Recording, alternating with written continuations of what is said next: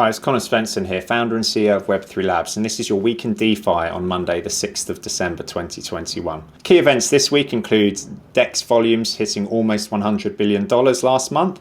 1inch is going to be focusing more on institutional customers with their latest funding, and Balancer launches new staking pools, and Citadel announces their integration with Chainlink.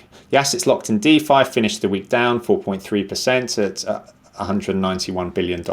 According to the Block data dashboard, it's looking like the volume on decentralized exchanges, or DEXs as they're known, hit around $99.5 billion in November. Apparently the volumes in terms of on DEXs have been climbing ever since July, with November beating the previous record that October had of $89.15 billion. The majority of this activity has been on the Uniswap network as well, and the USDC and Ether pair was the most active apparently. A 1inch network, they've announced a $175 million Series B round. What 1inch do is they provide a decentralized exchange aggregator. The intent here is that they're actually going to be using this to do more with respect to serving institutional customers, including banks and hedge funds. And so they actually want to get licensed in Europe and in the US.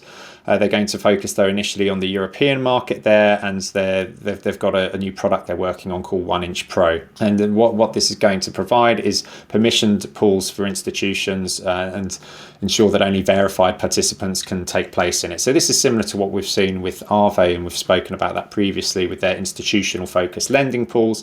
And so whether this is a trend that we start to see more and more of remains to be seen, but it kind of makes sense that with these decentralized protocols, that in order to cater for institutional clients who care a lot about things like, know your customer and anti-money laundering directives, they need to have some clear identity processes in place there. So it's definitely a growth space at the moment, and we'll see where it heads over the coming months. Pangolin, which is a decentralized exchange for Ethereum and Avalanche, they've announced a formal partnership with Olympus to create a bonding program, and they're working together on their marketing. Pangolin is the first DEX on the Avalanche blockchain to execute a bonding program, which basically means it owns its own liquidity in different markets, and people can actually exchange their liquidity provider tokens for Pangolin governance tokens at a discounted rate. So this means that if people are providing liquidity to these decentralized exchanges, they get paid in tokens for it, but then they can actually exchange them at a discount. The idea here though is that people will be incentivized to keep these liquidity provider tokens and not sell them on, because they can be used as a discount to get these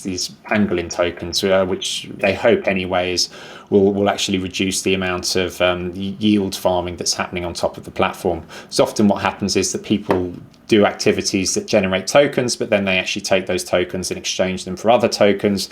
And the hope here is that they can incentivize people to actually keep hold of them for a bit longer. IDEX, which is a decentralized cryptocurrency exchange, have announced the version 3 hybrid liquidity DEX on the Polygon blockchain platform. So Polygon's one of the layer 2 scaling networks for Ethereum, and what they want to do is merge traditional order book functionalities with automated market maker liquidity pools. Typically with centralized exchanges, you have this idea of order books where people put orders in of what they want to buy or sell, and then someone either sells or buys at that specific price, filling the order. Whereas in decentralized exchanges, they use these automated market maker liquidity pools where people basically put different ratios of crypto assets into a pool together for people to actually trade. So it's a very different model in terms of how it works. And so they're looking at this kind of hybrid approach there, and the intent is that they'll actually provide better returns for the people who are providing the liquidity on the platform. It's definitely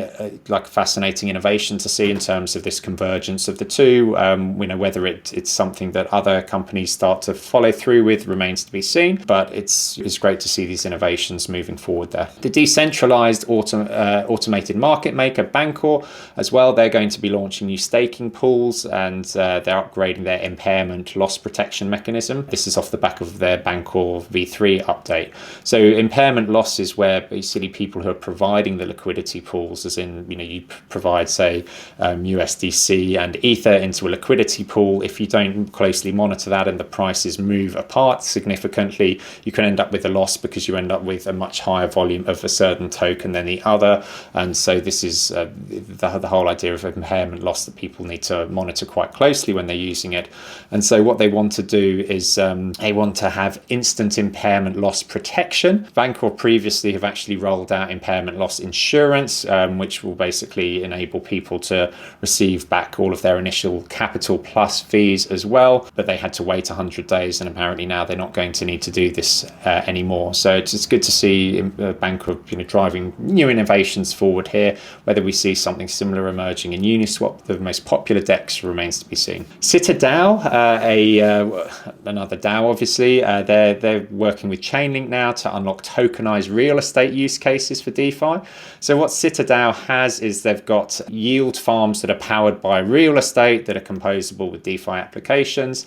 And so the idea is that with the Chainlink connectivity, they'll be able to have verifiable, reliable data on real estate valuations. And they're going to be taking data from very well-known sources like Knight Frank, Salvils, and a number of others. And so the Citadel angle here is more about having tokenized real estate, and it's obviously a massive market there. And it's always fun where you're seeing people who are pushing the boundaries of kind of combining the old or established world with the new DeFi world. So definitely one to watch. That's all we have for this week in DeFi. If you're interested in other key events across enterprise blockchain and protocols, crypto, or our NFT updates, do check out our other This Week in Blockchain episodes too. Thanks, and I'll see you next week. Hi, it's Connor Svensson here again. I hope you enjoyed this episode.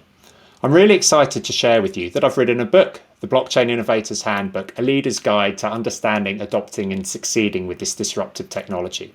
I've been wanting to share my learnings about blockchain and Web3 for a number of years with a wider audience, and I'm really excited that I can do this now.